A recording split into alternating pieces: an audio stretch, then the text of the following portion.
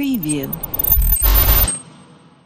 Dalam sejarah klub Manchester United, tidak ada manajer yang paling lama dan paling banyak mendulang trofi selama menangani sebuah klub selain dari Alex Ferguson. Pria asal Skotlandia ini, dalam 26 tahun masa berkuasa di Old Trafford, telah menorehkan rekor dengan 13 kali juara Premier League dan 2 kali juara Liga Champions, selain gelar lainnya di FA Cup dan League Cup. Karena prestasi gemilangnya, ia dianugerahi gelar Sir oleh Ratu Inggris, Sir Alex Ferguson.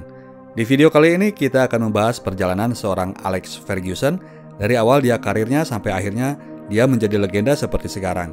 Alur cerita ini kita rekap dari film dokumenter yang baru dirilis awal tahun ini, Sir Alex Ferguson, Never Give In. Kota Glasgow, ibu kota Skotlandia, terletak di pinggiran Laut Lepas dan selayaknya sebuah kota pelabuhan, mereka memiliki sebuah lokasi pembuatan kapal. Dari background inilah seorang Alex Ferguson berasal. Selanjutnya kita panggil dia Fergie ya. Ayahnya adalah seorang pekerja dari galangan pembuat kapal tersebut dan Alex Ferguson mulai masuk ke dunia nyata dengan menjadi salah seorang buruh untuk perusahaan pembuat perkakas untuk pabrik kapal laut yang besar ini.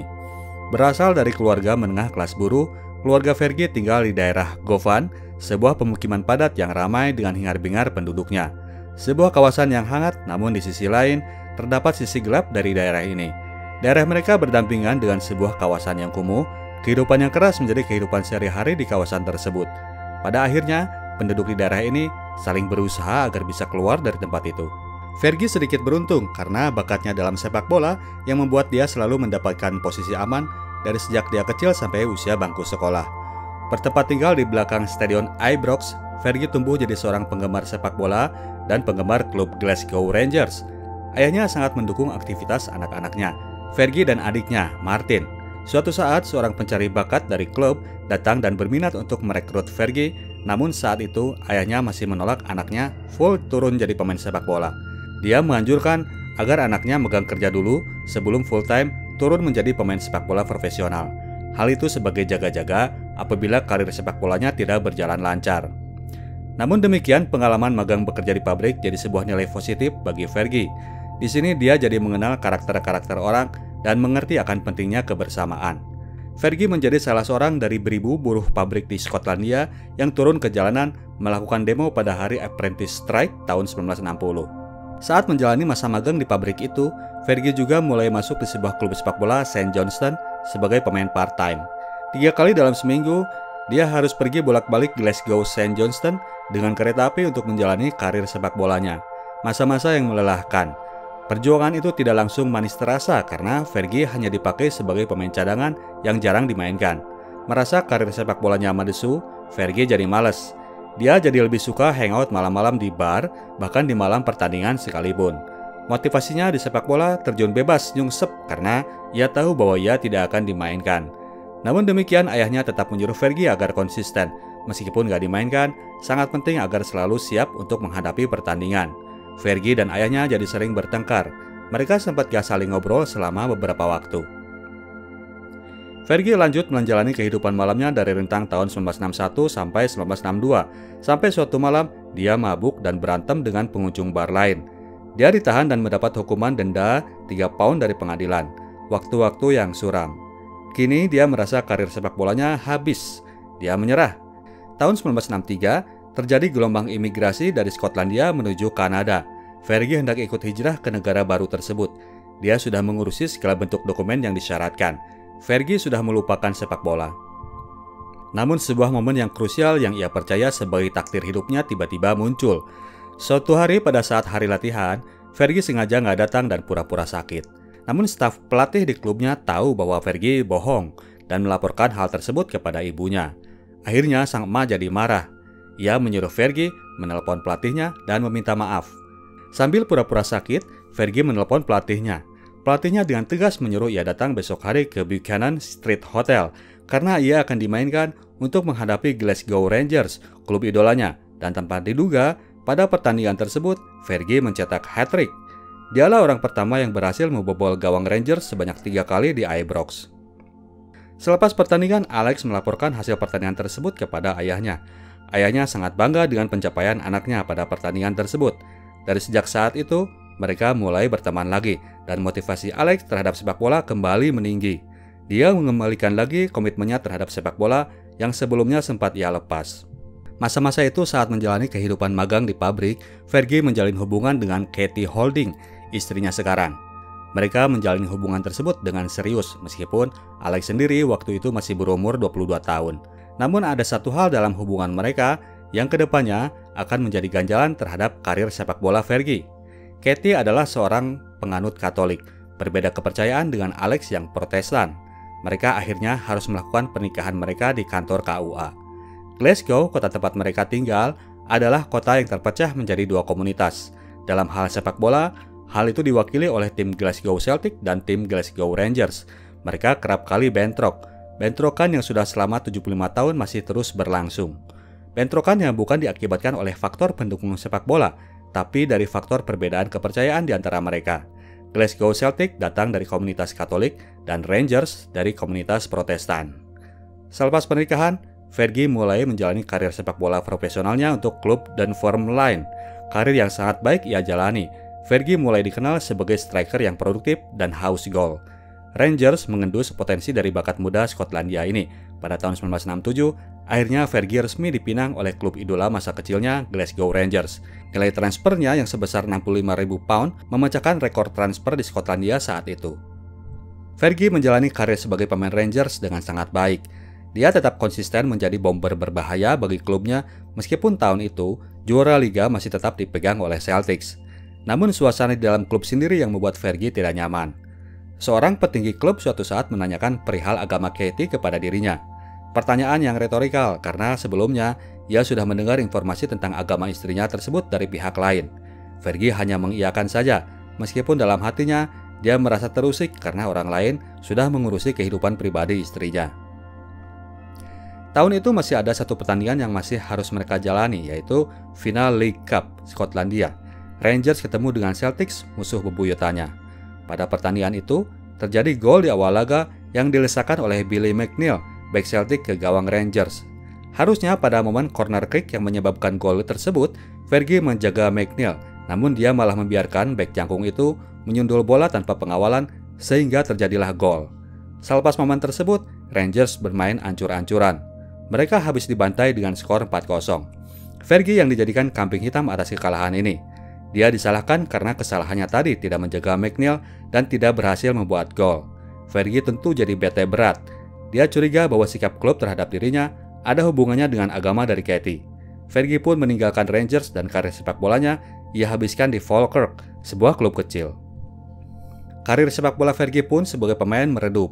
Tahun 1974, dia memulai karirnya menjadi manajer di klub divisi 2 Skotlandia St Mirren.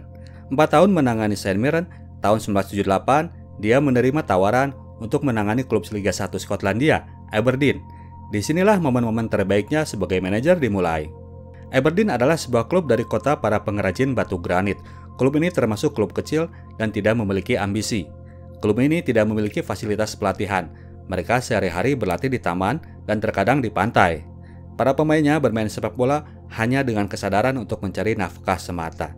Fergie tidak menghiraukan fasilitas yang ia dapat, yang ia tekankan adalah bagaimana ia menyuntik karakter juara pada para pemainnya. Suatu saat mereka bermain di Ibrox menghadapi Rangers dan mereka berhasil menahan seri tuan rumah. Para pemainnya melonjak-lonjak gembira dengan hasil tersebut. Namun Fergie malah meledek kelakuan para pemainnya. Tidak ada gunanya bergembira kalau cuma main seri, cetusnya. Gak ada gunanya latihan taktik dan teknik macam-macam kalau kalian belum berhasil menang lawan mereka, katanya lagi. Fergie memang seperti menyimpan ambisi khusus ketika berkaitan dengan pertandingan melawan Rangers. Dendam masa lalunya yang membuat dia sangat determined untuk mengalahkan mantan klubnya itu. Ini disampaikan oleh pemain andalannya di Aberdeen, Gordon Strachan, seorang yang kemudian akan menjadi legenda sepak bola Skotlandia. Fergie dengan bantuan asistennya Archie Knox menerapkan latihan fisik yang keras untuk memancing mental jawara dari timnya. Hasilnya pada tahun 1979, Aberdeen sudah bisa menaklukkan dua penguasa Skotlandia, yaitu dua tim Glasgow, Celtic dan Rangers, dan pada pertandingan akhir mereka melibas tim Hibernian untuk menentukan gelar juara liga. Fergie sangat histeris. Dia berlari-lari sepanjang lapangan untuk merayakan kemenangan Aberdeen merebut trofi liga tahun 1980. Prestasi sensasional lainnya terjadi di tahun 1983 di kejuaraan Cup Winners' Cup Eropa. Aberdeen bertanding di perempat final melawan raksasa Eropa, Bayern Munich, klub yang dipenuhi dengan bintang Jerman. Leg pertama bertanding di Munich, skor 0-0. Dan pada leg kedua di Stadion Pittodrie kandang Aberdeen, yang cuma punya kapasitas 20.000 penonton, Aberdeen berhasil memukul Munich dengan skor 3-2. Puncaknya pada partai final, di mana mereka harus menghadapi raksasa Eropa lainnya, yaitu Real Madrid, Aberdeen berhasil membuat kejutan dengan memenangkan pertandingan. Bertanding di Stadion Ullevi, Gothenburg, Swedia, Aberdeen membuka skor dengan gol Eric Black sebelum disamakan oleh penalti Juanito di menit 15. Di babak perpanjangan, John Hewitt melesakkan gol penentu untuk membawa Aberdeen juara Cup Winners' Cup 1983. Skor sampai peluit akhir adalah 2-1 untuk Aberdeen. Tahun 1986, Fergie menerima tawaran untuk menangani Manchester United yang saat itu sedang mengalami start paling buruk sepanjang sejarah klub mereka. MU berada di posisi ke-19 saat Fergie datang, menggantikan peran Ron Atkinson yang dipecat. Fergie menganalisa kondisi klub saat itu. Yang paling menjadi perhatiannya adalah soal program pengembangan pemain muda yang dirasanya sangat kurang. Fergie ingin melanjutkan filosofi Matt Busby, legenda MU, yang memiliki program panjang dalam memanage klub dengan pengembangan pemain dari usia muda. Saat itu MU sendiri cuma punya 2 orang scout pencari bakat. Maka dari itu, dia segera melakukan perekrutan para pencari bakat dan mereka semua disebar untuk mencari bakat-bakat muda yang akan menjadi pemain masa depan Manchester United. Seorang pelayan suatu saat memberi informasi bahwa di Manchester ada seorang pemain muda yang sangat hebat. Dia fans MU, tapi dia malah ikutan latihan di Manchester City. Fergie segera merespon info tersebut dan melihat pemain muda ini bermain. Pemuda ini adalah Ryan Giggs yang langsung ia kontrak untuk menjadi pemain MU level junior. Perjalanan menangani tim senior, akhir musim kompetisi tahun 1988-1989, MU mengalami rentetan hasil yang buruk. Kekalahan yang beruntun mereka harus alami. Awal musim 1989-1990, kondisi masih tidak mencerahkan.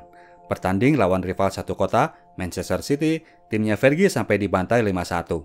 Tak pelak, Fergie menjadi sasaran amuk para pendukung MU. Teriakan Fergie out dikumandangkan di stadion.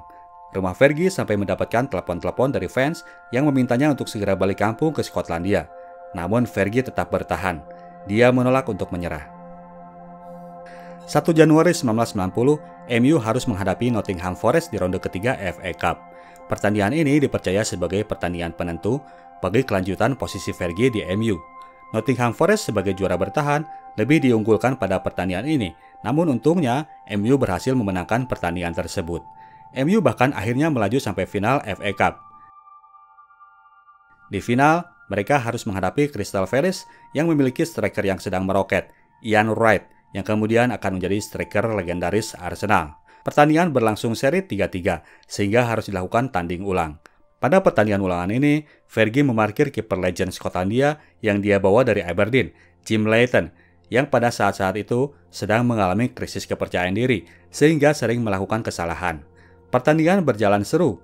Kiper cadangan MU, Les Sealey, melakukan penyelamatan penting sehingga gawang MU aman dari kebobolan. MU keluar dari pertandingan itu menjadi juara FA setelah menang 1-0 lewat gol Lee Martin. Gelar juara pertama yang dipersembahkan oleh Fergie dan untuk sementara posisinya kembali aman dari gugatan fans. Titik balik bagi karir Fergie di MU terjadi pada musim tahun 1992-1993. Awal musim, performa tim masih mediocre. Mereka berada di posisi ke-10 pada awal bulan November 1992. Suatu waktu ketika melakukan tanding di Paris, Fergie bertemu dengan Michel Platini. Legenda Prancis ini menyarankan agar Fergie merekrut Eric Cantona. Alex agak ragu mendengar saran tersebut. Eric Cantona saat itu sudah terkenal sebagai pemain yang bengal dan temperamental. Saat masih bermain untuk klub Marseille, Cantona sempat melakukan tendangan jurus kungfu kepada lawan sehingga membuat cedera pemain tersebut dan dia pun diusir dari lapangan. Namun Michel Platini saat itu memberikan pengertian bahwa Cantona sebetulnya pemain yang hebat. Dia cuma butuh dimengerti aja katanya. Perkembangan selanjutnya, Cantona yang juga lagi gerah di klubnya Leeds United akhirnya direkrut oleh MU pada tanggal 26 November 1992. Sebuah transfer yang dinilai riskan bagi Manchester United melihat track record dari pemain yang kemudian hari akan mendapatkan julukan King Eric itu.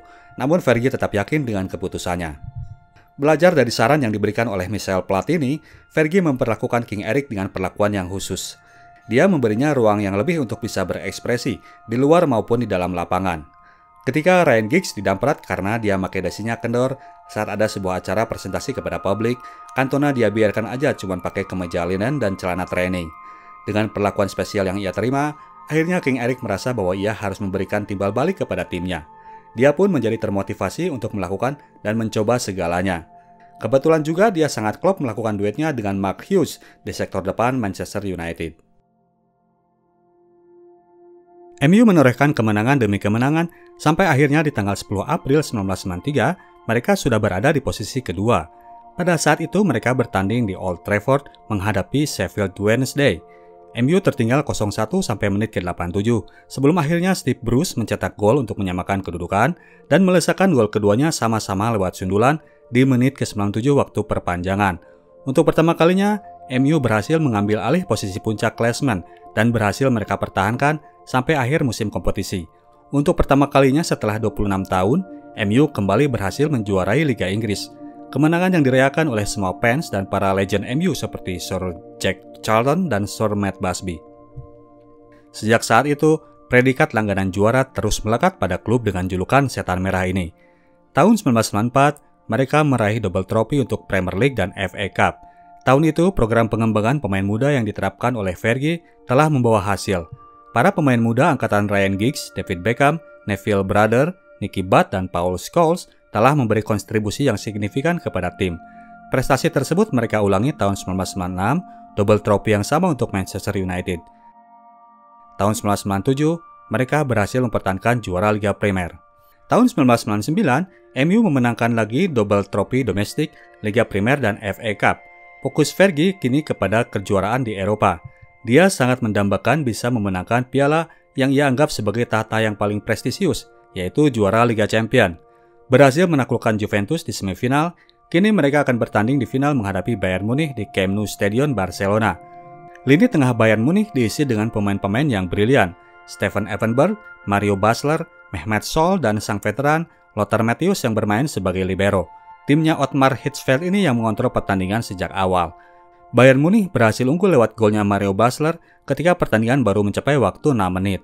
Pertandingan masih terus dikontrol oleh Bayern Munich dengan beberapa peluang emas yang nyaris terjadi gol. Skor masih bertahan 1-0 sampai menit ke-90 babak kedua.